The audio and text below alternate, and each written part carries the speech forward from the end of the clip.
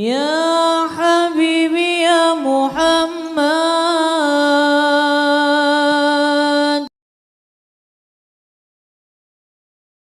Di desa Sembagus ya Habib. Ya Habib, saya mau tanya nih, saat saya mengajak orang tua untuk berjilbab dan menutup aurat, tapi kebanyakan yang diajak selalu mengatakan lebih baik tidak pakai jilbab dan tidak menutup aurat, tapi hatinya baik, ketimbang berjilbab dan menutup aurat tapi hatinya buruk, suka gibah dan lain-lainnya. Bagaimana cara kita menjawab pertanyaan tersebut? Terima kasih ya Habib. Orang dikatakan hatinya baik pertama ketika dia melaksanakan perintah Allah dan menjauhi larangan Allah. Itu yang pertama.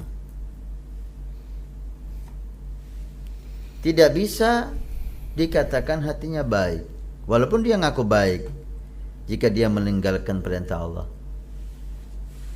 Kenapa kamu gak sholat? Gak apa-apalah, yang penting hati saya baik. Dengan kamu meninggalkan sholat ini menunjukkan hati kamu rusak. Kalau hati kamu baik, Allah akan memberi hidayah, kamu akan sholat. Kenapa kamu minum khamar? Gak apa-apalah minum khamar, yang penting hati saya baik. Dengan kamu minum khamar ini menunjukkan hati kamu hancur. Ini logikanya, ini mantik. Ini orang berakal sehat akan semua berpendapat semacam ini. Demikian juga berjilbab wajib. Semua ulama mewajibkan jilbab. Jika ada orang tidak berjilbab terus mengaku hatinya baik, ini ditertawakan kucing. Kucing tertawa sama dia. Kalau Anda hatinya baik, Anda pasti menutup aurat Anda. Karena ini kewajiban Allah Subhanahu wa ta'ala. Dengan Anda melanggar perintah Allah, ini menunjukkan hati Anda rusak. Terus kalau orang mengaku hatinya baik benar. Ada tandanya, semua ada tanda. Orang dikatakan baik hatinya pertama melaksanakan perintah Allah dan menjauhi larangan Allah. Nah, yang kedua, setelah melaksanakan perintah, dia sholat, dia tidak minum khamar.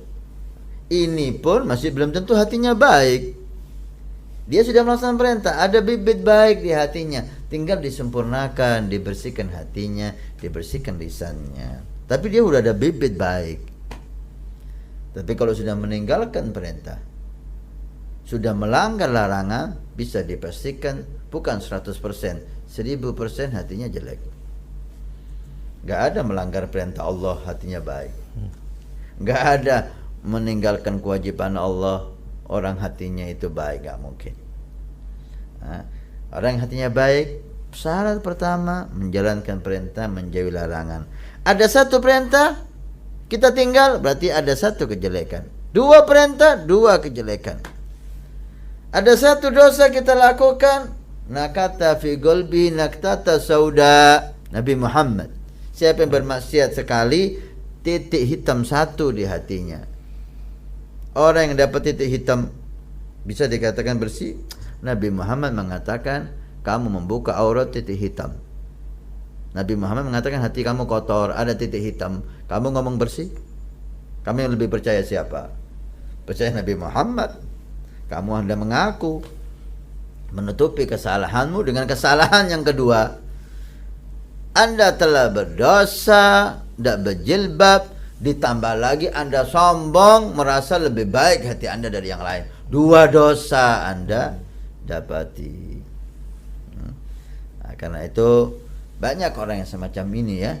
Dia melihat orang yang ibadah tidak merasa malu, tidak merasa hina di hadapan Allah. Dia ibadah, saya tidak.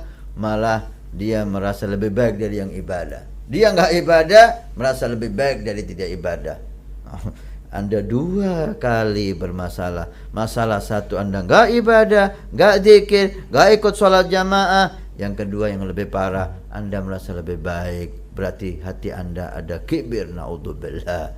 Orang yang semacam ini sulit mendapat hidayah dari Allah Subhanahu wa ta'ala. Tapi kita enggak usah membahas orang yang semacam itu. Kita beri penjelasan. karena hati saya ini jelek, saya berjilbab, kepingin hati saya baik.